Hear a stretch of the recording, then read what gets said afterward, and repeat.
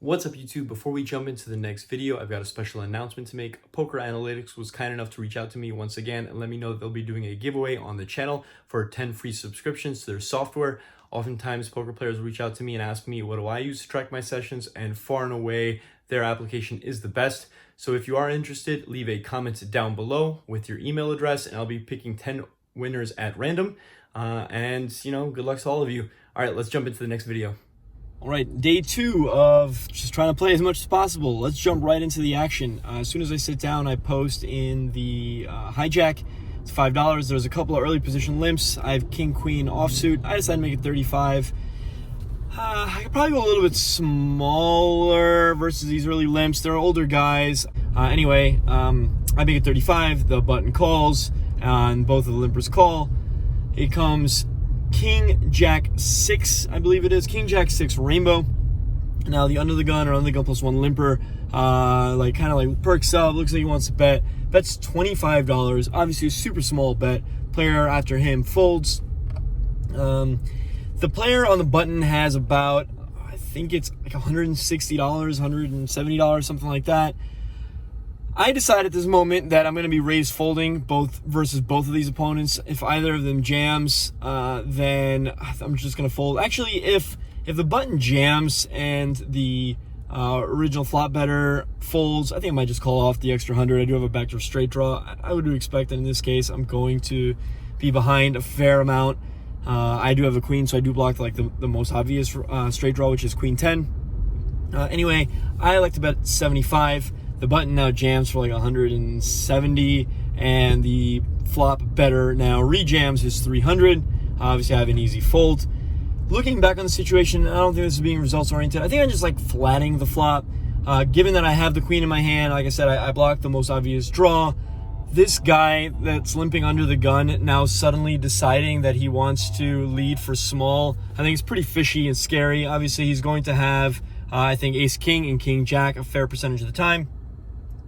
And obviously, if I flat, I can kind of see what develops. In this exact instance, when I flat the 25, if the button now is, raises or jams, the other guy is going to call or rejam. I have an easy fold.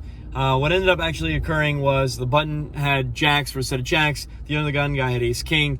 Again, maybe it's being a little results oriented, but I think I could have just gotten away and saved myself $50 by just flatting the flop.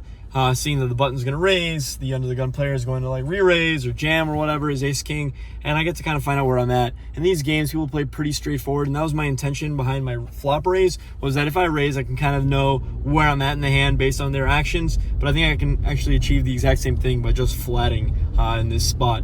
My goal here was to kind of, I guess, define their range by putting in the raise, understanding that most of these guys are just going to fold out weaker hands. But, really, what does the raise accomplish other than the fact that at this point I'm going to know if they call or continue, they likely have the king-queen beat. And again, just kind of being new to the table, I think this is kind of unnecessary. So I think we make a bit of a misstep here in raising this flop. So we lose that 75, and we're on to the next hand. Now in this next hand, there is I believe a limp. I pick up 8-7 suited. I make it 25. The button flats 25, or the late position flats 25. It's the same guy who had the set of jacks from the previous hand. It's maybe been about an orbit now, and it seems like he's been fairly action. He likes calling a lot of raises. He did beat someone with 7-3, where he made 2 pair. So I think it's clear that he just doesn't like folding. My initial impression, yeah, he calls raises with jacks, flops a set, gets it in, standard, right? He's got a good hand. But then, within the next orbit, I can kind of see that he's just playing way too many hands. So he calls on the button. Now I think it's either the small blind or the big blind makes it 75. I think this is a fairly small raise out of position. Obviously, I'm not going to be folding suited connectors. There might be a reason to do so if the small blind is short, but thankfully, he is the only other big stack at the table. I think he has somewhere around 900, somewhere between 800 and 1,000. So we're both playing deep. Obviously, I'm not going to be folding to a 3-bet in position with suited connectors, especially not for 3x, with still another player behind me that is likely to put in extra money. So I call the 50, and the button calls as well. We go 3 ways to a flop, which comes 6, 5, 4, 2 diamonds. Yahtzee, flop the nuts. The small blind checks, as I think he likely will. This is obviously a pretty bad board for his range. I think he can still have the aces, kings, and queens. But, if he puts a bet here and gets raised, he's going to be put in a tough spot because I think he has an understanding, especially as the one guy at the table who's playing deep, that this is a board that we can apply pressure on. It's possible that he has an idea of who I am. I'm not really sure, but I think he has at least a decent enough understanding that this is a spot where if he bets, he's going to put himself in some tough spots. If one of us raises, we don't have to have necessarily that great of a hand to be raising him on this board, right? So anyway, he checks, and as I'm thinking for a bit, obviously what I'm going to be betting, the button now starts assembling a bet as if he is about to bet, and I'm just looking at him, and he does in fact bet. He bets $80. Obviously, I'm not going to say anything. He wants to bet out of turn. I'm going to let it stand. I always think I've mentioned previously in other episodes, I find it very interesting when others get mad at somebody else for betting out of turn. Obviously, etiquette-wise, it's something you shouldn't be doing, but I don't think anyone, or most of the time when it occurs, they're not doing it maliciously. I don't think this guy was trying to bet out of turn maliciously. I think it's just a misunderstanding. And so when, a player that's in the hands, let's say it's heads up. You'll often see it's heads up. The guy was thinking, the other guy bets out of turn, and then they're no, it's my turn. And it's okay, well, if somebody wants to bet out of turn, now you get all of the information. Obviously, in this situation, it's great for me because now that he's betting out of turn, I don't have to bet. There's extra money in the pot, right? If I bet, maybe now he folds. And similarly, because he's bet out of turn, now the guy that 3-bet pre-flop is kind of put in a tough spot where it's is he going to be folding an overpair? It's a tough spot. So anyway, this guy bets the 80, which is about a third pot. The small blind, I think, has a fairly easy call with an overpair here. He can't just fold for a 1/3 pot in this exact spot where it goes check, just the button who's going to be betting a fairly wide range. So he calls the 80. Now I think I have a very clear raise. I look over at the guy's stack who bet the flop on the button, and he's playing, I think, about 580 or 600. So I'm trying to raise an amount that where if he jams, it reopens the betting, or if he flats, and now the other guy, actually I guess it doesn't matter in this case because it doesn't really matter. Obviously he gets to reopen the betting either way. I don't know exactly what I was thinking, but anyway, so I'm trying to raise to a size where I think that he's kind of put into a decision where he's going to want to call it off, or just fold. I know this draw heavy board, I just can't imagine that he's going to have much that he's going to be betting this flop and folding necessarily. So I make it 280. He calls fairly quickly, and now the small blind folds.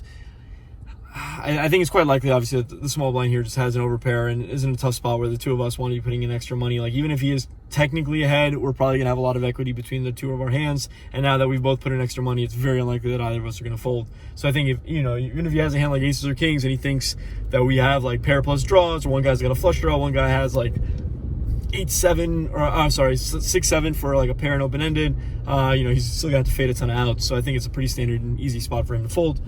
He folds. The turn, I believe, is an offsuit queen.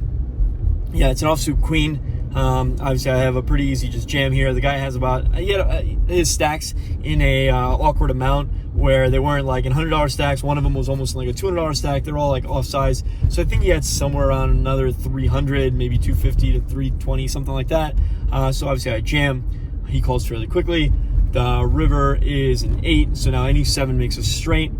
As soon as he calls, I turn my hand over. He kind of looks up, looks at the board. Obviously, this is a pretty clean run out. I don't really lose anything, and the only thing I'm really worried about is that he could possibly have a hand pocket 7s that are going to chop now. And he goes to muck his hand. Obviously, I think you could have any combination of sets, 2 pairs, as well as flush draws. So we scooped that pot, which was obviously really nice. As we showed here, we do have the footage that I took on the turn. I'm going to try to take more footage in game. In this instance, I kind of, I don't really want to just take footage immediately. In this spot, I started kind of once I had already raised and seen that he's calling. So I think it's an easy spot where I know that there's going to be action. People aren't going to be folding, and me maybe necessarily making motions towards taking a video isn't going to matter as much. But anyway, I do plan on getting a stand so I could take more in-game footage. So anyway, we stacked this guy, which is nice because that's the guy who stacked the other guy with the ace king. So we ended up basically getting our money back in that pot, plus all of his money and the other guy's money who he stacked, which worked out quite well.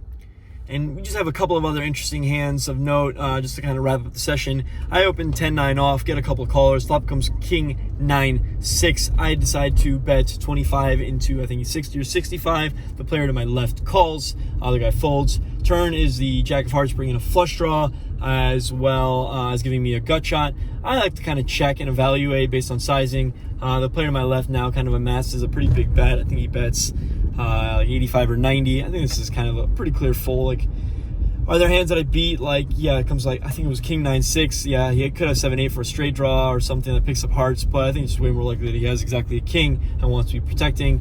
Maybe a hand like king queen, king jack. He could even possibly, even if he has the gut shots of queen jack and jack 10 and he's like semi-bluffing with those now have me beat as well. So I don't really beat much at this point, and I have a pretty clear fold. And then the last interesting hand of note, there's a limp, again from the earlier position guy who had the ace-king previously. I look down at ace-queen. I'm still going to be isolating, even if I think he could be limping strong. I make it 25, and now the player to my immediate left, who bet that last turn and called me on the flop, now quickly makes it like 85 or 75 or 80.